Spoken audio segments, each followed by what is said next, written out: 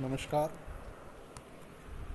आज हम मेवाड़ नरेश राणा रतन सिंह के बारे में बात करते हैं। दरअसल मेवाड़ में जितने भी नरेश हुए हैं उन नरेशों में रतन सिंह का नाम अपने आप में अनूठा है, क्योंकि रतन सिंह के साथ में बहुत सारी घटनाएं जुड़ी हुई है। बहुत सारी इतिहास की ऐसी चीज़ें जुड़ी हुई है जो अनोखी है। रतन सिंह का शासनकाल 1302 ईस्वी से 1303 ईस्वी तक रहा। रावल समर सिंह के बाद 1302 ईस्वी में उसका पुत्र रतन सिंह गुहिलों के सिंहासन पर बैठा। एक वर्ष बाद ही राज्य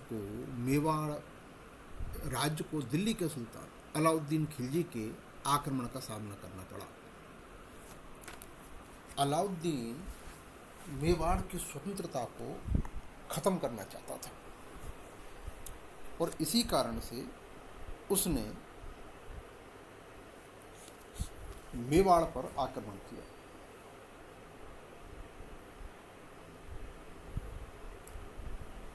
या यूं कहें कि अलाउद्दीन ने चित्तौड़ पर आक्रमण किस उद्देश्य से प्रेरित होकर के किया, इस संबंध में इतिहासकार एक मत नहीं है।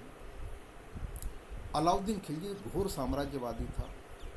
उसने भारत के सुदूर प्रांतों में अपनी सेनाओं को भेजकर शानदार सफलताएं प्राप्त की थी। उस समय मेवाड़ की नवोदित शक्ति के विकास के साथ साथ मेवाड़ राज्य की सीमाओं का विस्तार भी होता जा रहा था। दिल्ली के सुल्तान इल्तुतमिश, नसीरुद्दीन, महमूद और बलबन के सैनिक अभियान भी मुगलों की शक्ति को अधिक क्षति नहीं पहुंचा पाए थे, जिससे मेवाड़ी सैनिकों का आत्मविश्वास और साहस बढ़ गया था। अलाउद्दीन जैसा महत्वाकांक्षी और साम्राज्यवादी शासक मेवाड़ की बढ़ती हुई शक्ति को सहन नहीं कर सकता था। इसके अतिरिक्त चित्तौड़ दुर्ग की भौगोलिक और सामरिक स्थिति भी महत्वपूर्ण थी। दिल्ली से मालवा, गुजरात और दक्षिण भारत को जाने वाला मुख्य मार्ग इसी के पास से होकर गुजरता था। मालवा, गुजरात और दक्षिण भारत को अपने राजनीतिक प्रभाव के अंतर्गत रखने वाले किसी भी दिल्ली सुल्तान के लिए चित्तौड़ को अपने अधिकार में रखना जरूरी था, ताकि उसकी सेनाओं को किसी प्रकार के प्रतिरोध का सामना न करना पड़े। इसके अलावा चित्तौड़ का दुर्ग अपनी सुदृढ़ता और अभेद्यता के लिए भी विख्यात था, जो अलाउद्दीन के लिए सबसे बड़ा आकर्षण था।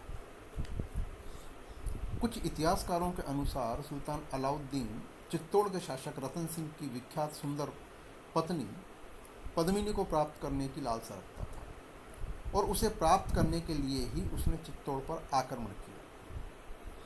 16वीं शताब्दी में मलिक मोहम्मद जायसी नामक एक कवि ने 1540 ईस्वी के आसपास पद्मावत नामक महाकाव्य की रचना की, जिसमें अलाउद्दीन के चित्तौड़ पर आक्रमण का प्रमुख कारण रानी पद्मिनी को प्राप्त करने की आकांक्षा बतलाया गया है। जायसी की इस कहानी को कई परवर्ती मुस्लिम इतिहासकारों ने, राजपूतों के चारण भट्टों ने भी इसे मूल रूप से स्वीकार कर लिया, और तो और कर्नल जेम्स टॉड ने भी इसे सत्य घटना मान लिया।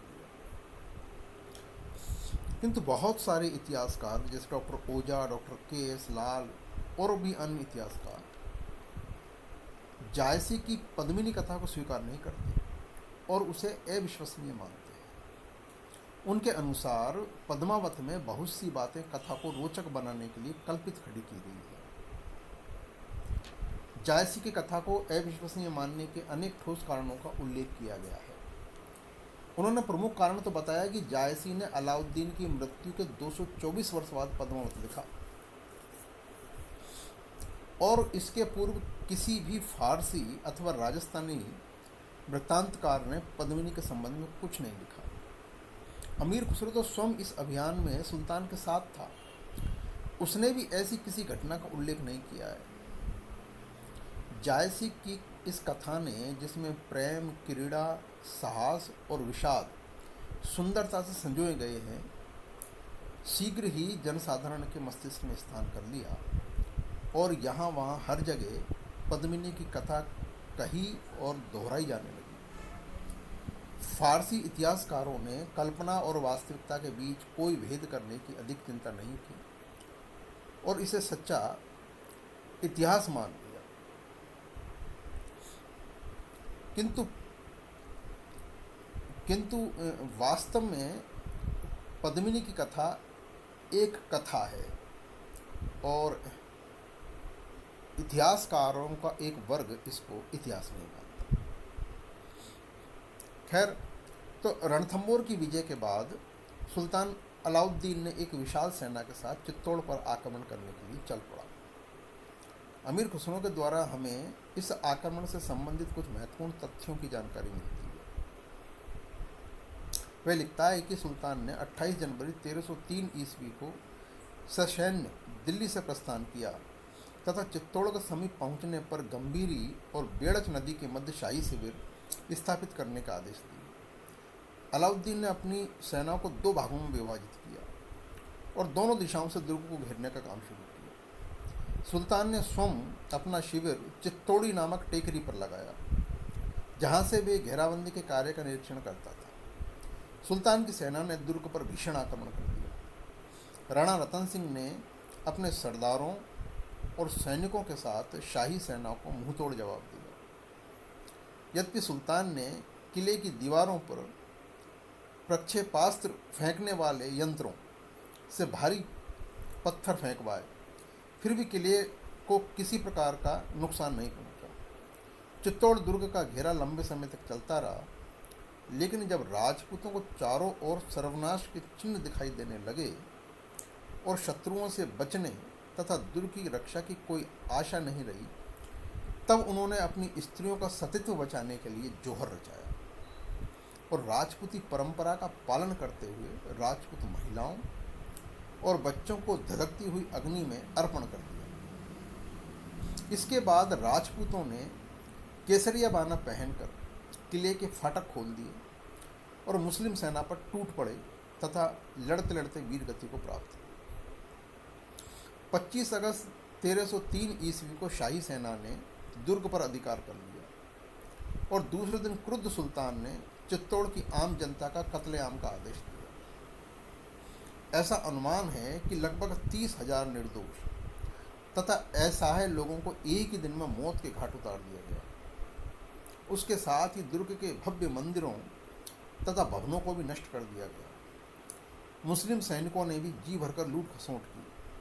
सुल्तान कुछ दिन चित्तौड़ में रहकर वापस दिल्ली लौट गया। जाने से पूर्व उसने चित्तौड़ का दुर्ग और मेवाड़ राज्य अपने बड़े पुत्र खिज्र खां को सौंप दिया और चित्तौड़ का नाम बदलकर अपने पुत्र के नाम पर खिजराबाद रख दिया। चित्तौड़ नरेश रतन सिंह के अंत के बारे में इतिहासकार एक मत नहीं है, परंतु जैसा कि नैण सिंह ने लिखा है कि इस बात की पूरी संभावना है कि रतन सिंह लड़ते हुए वीर गति को प्राप्त हुआ होगा। खिज्र खां कुछ वर्षों तक चित्तौड़ में रहा, लेकिन गुहिल वंश की एक छोटी शाखा सिसोद के सामंत ने उसे चैन से नहीं बैठने दिया। अतः अलाउद्दीन ने खिज्र खां को वापस बुला लिया और चित्तौड़ का दुर्ग और मेवाड़ का राज्य जालोर के चौहान शासक कानड़दे के भाई मालदेव, जो सुल्तान की सेवा में था, को सौंप दिया। परंतु मेवाड़ के स्वाभिमानी राजपूतों को यह पसंद नहीं आया और अपने सीमित साधनों के उपरांत भी मालदेव को परेशान करते रहे। सिसोदों के सामंत हमीर ने, जिनके दादा लक्ष्मण सिंह अपने 7 पुत्रों सहित चित्तौड़ दुर्ग की घेराबंदी के दौरान वीरगति को प्राप्त हुआ था, सबसे अधिक परेशान कर रखा था। हमीर ने मालदेव के विरुद्ध अपना संघर्ष जारी रखा। मालदेव ने अपनी एक पुत्री का विवाह हमीर के साथ करके मैत्रीपूर्ण संबंध स्थापित करने का प्रयास किया और 1300 ईस्वी के आसपास मालदेव की मृत्यु हो गई और उसके कुछ समय बाद ही हमीर ने संपूर्ण मेवाड़ पर अपना अधिकार स्थापित कर लिया। हमीर के पहले चित्तौड़ के गुहिल वंशी शासक रावल कहलाते थे।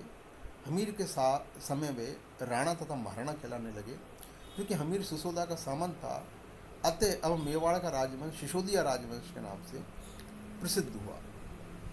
मेवाड़ में राणा रतन सिंह, जिन्होंने अलाउद्दीन खिलजी की सेना का बड़ी मजबूती और कुशलता से सामना किया, लेकिन अलाउद्दीन खिलजी की दूरदर्शिता और कुटिलता के कारण से राणा रतन सिंह के हाथ से मेवाड़ निकल गया और राणा रतन सिंह लड़ते लड़ते वीर गति को प्राप्त हुआ।